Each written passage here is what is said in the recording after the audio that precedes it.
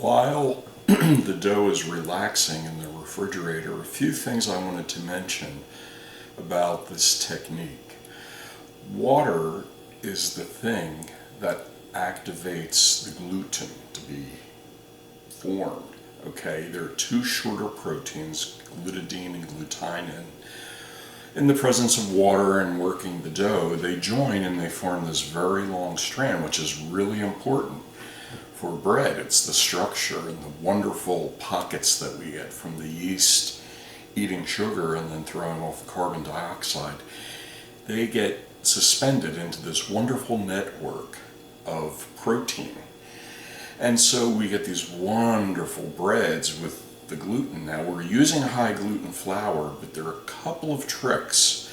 Whenever you're doing things and you're worried about whether or not your gluten is going to be overactivated, there are three things that will actually relax it somewhat. The first is cold. That's why we always give the doughs a rest, especially when you're working with croissant, Danish, a laminated sweet yeast dough. All of these things do really well just kind of relaxing in the cold.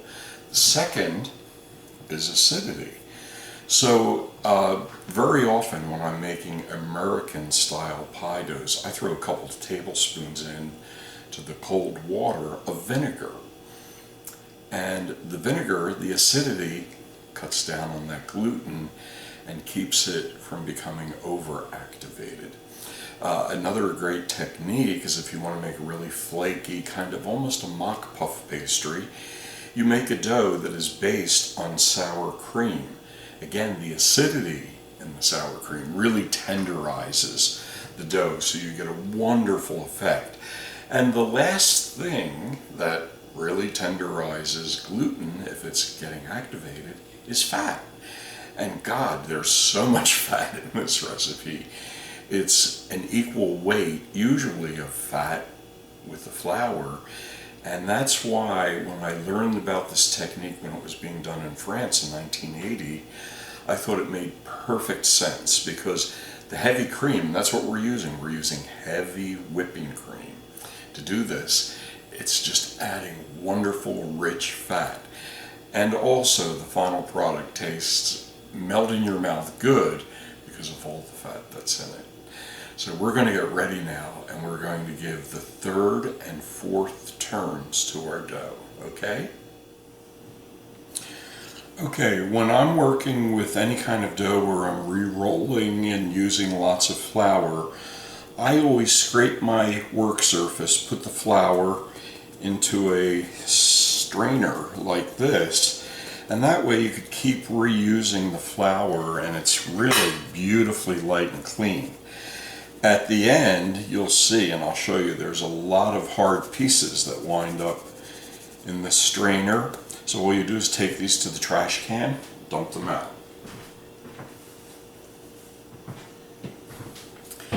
I'm going to add a little more flour here. So this is going to be turn number 3. So here's the seam, and that's always to the right. You always want to have the seam facing your right hand side. A little bit of flour on top, a little bit of flour on the rolling pin.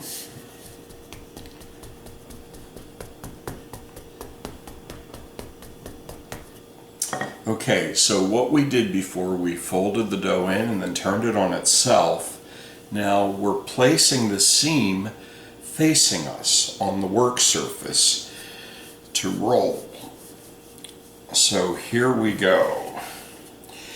Now you might be able to do 2 turns at this point. It just depends on how comfortable you are rolling a laminated dough and how much you've worked up the gluten.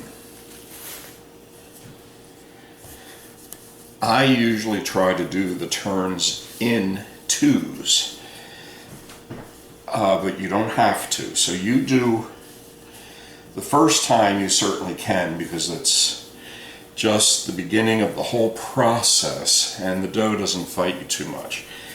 If you get to where I am now and you're worried that, oh, the dough is not going to cooperate, just do turns one at a time and you'll be A-okay.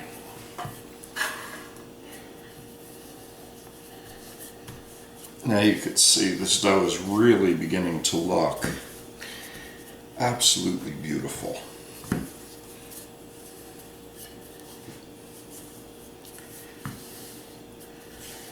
You can see what I'm doing. I'm just trying to get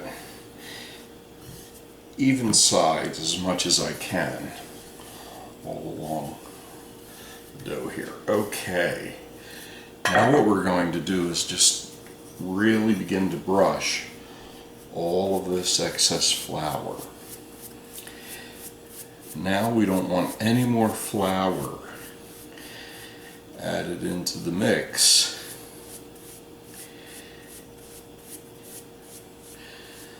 So we're going to flour and brush all the way along as we go along here.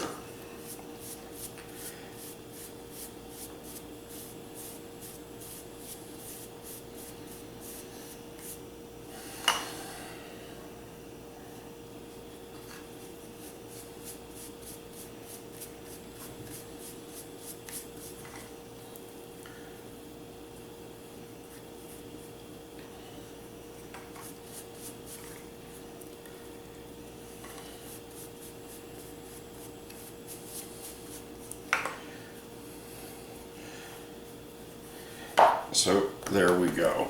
Now, seam is on the right hand side there. Always keep the seam to your right, just makes it easier to figure out what you're doing and how you're going to be handling your pastry. Now, because I'm telling and explaining to you just to do the turns one at a time now, that's all I'm going to do here. So what I will do is 2 more turns. So this was number 3. You put 3 dots in the dough, and then we want to go to 5. There'll be a total of 5 double turns when we're finished. So I'm going to rewrap the dough and get it back into the fridge and let it relax some more.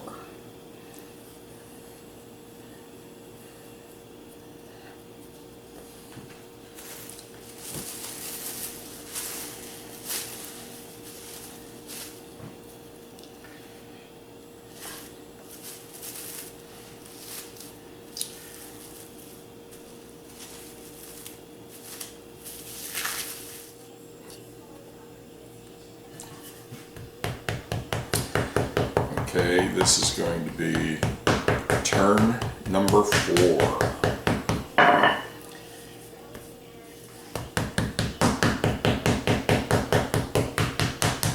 The seam is now in place facing me. So we're going to roll. Gently stretch the dough. I'm kind of glad to demonstrate this to you that I only did 1 turn at a time, because it's a hot day here in Philly today and the dough is behaving actually beautifully.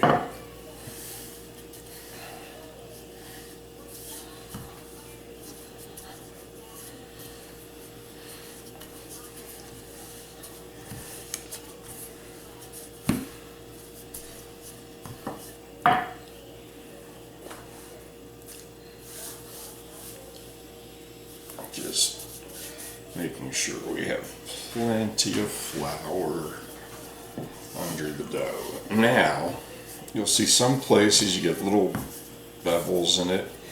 Just take the rolling pin and kind of roll those places out. See, like there.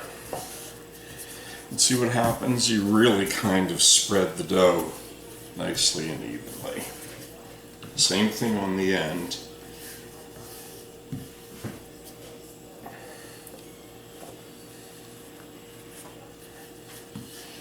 Okay, we are ready to do turn number 4. Then there'll just be 1 more turn after this. turn number 5.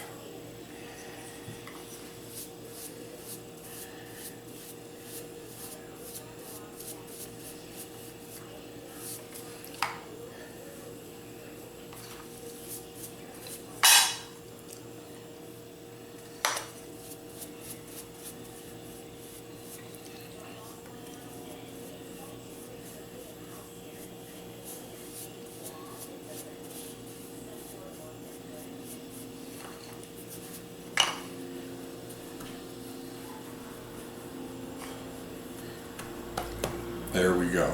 Now I'm just going to wrap it back into the plastic, get it back into the fridge.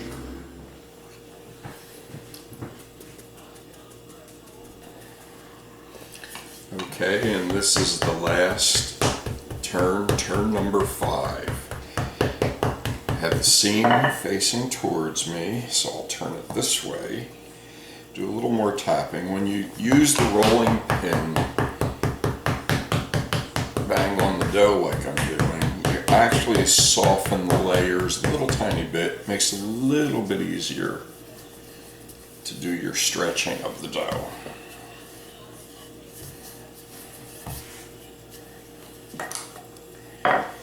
Okay, I'm keeping that seam in the same direction. Turn the dough over and continue.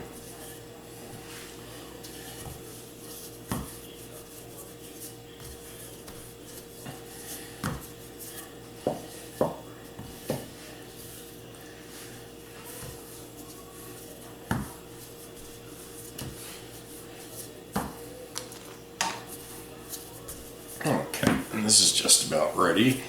Then what I like to do after turn number 5 is give the dough at least 2, maybe even 3 hours, and then proceed with whatever you're going to make.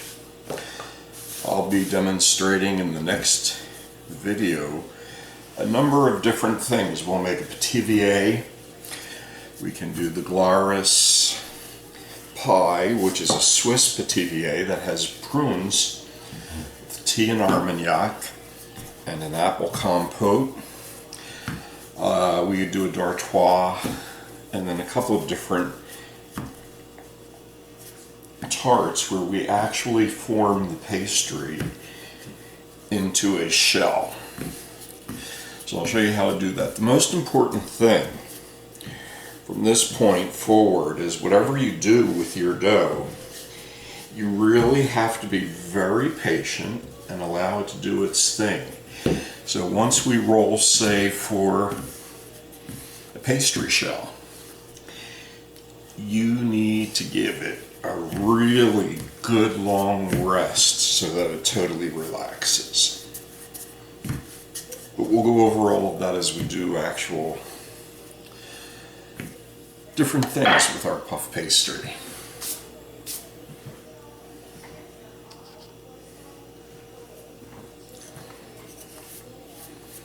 So the final brushing, final folding, and then we're going to get back into the fridge.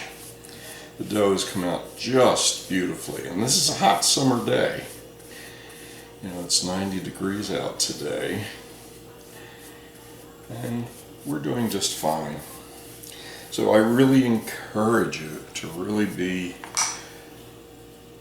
not intimidated by the whole idea of puff pastry, and to really try this particular type of puff pastry dough. At some point I might do a video on making the classic puff pastry, but as I said, I use this for absolutely everything, and it really is just amazing how well it works.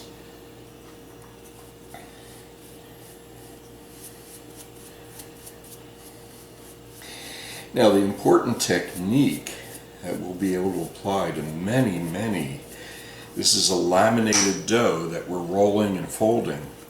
And some of them will be folded differently and whatnot, but the important thing is how to work these doughs. And this is another reason, if you want to make croissant, if you want to make homemade Danish, which are just remarkable, you really want to play with this and get over the fear of doing it. The only difference between this and the Danish and the other thing, the croissant, is that they are yeast-based